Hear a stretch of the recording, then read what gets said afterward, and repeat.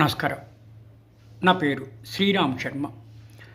ఢిల్లీ హైకోర్టులో ఒక వ్యక్తి పబ్లిక్ ఇంట్రెస్ట్ లిటిగేషన్ ఫైల్ చేశాడు.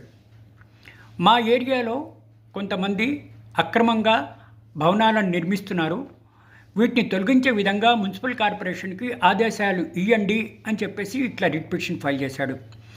అదే వ్యక్తి కొన్ని రోజుల తర్వాత ఈ రిట్ పిటిషన్ నేను విత్డ్రా చేసుకుంటున్నాను కాబట్టి విత్డ్రా చేసుకోవడానికి పర్మిషన్ ఇవ్వండి అంటే కోర్టు ఎంక్వైరీ చేశాక తెలిసింది ఏంటంటే సదరు వ్యక్తి రెస్పాండెంట్ దగ్గర నుంచి లంచాలు తీసుకుని ఇట్లా విత్డ్రా చేస్తున్నాడు, ఇట్లా బ్లాక్మెయిల్ చేస్తూ ఇట్లాంటి రిట్ పిటిషన్లు ఫైల్ చేశాడు.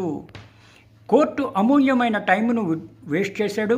అది కాకుండా బ్లాక్మెయిల్ చేస్తూ ఇటువంటి అక్రమ వ్యాపారాలు చేస్తున్నాడు కాబట్టి సదరు రిట్ పిటిషనరు 50 లక్షల రూపాయలు కోర్టు ఖర్చులు ఇవ్వాలి అని చెప్పేసి ఆదేశాలు ఇచ్చేయడం జరిగింది. అంటే దీని అర్థం ఏంటి?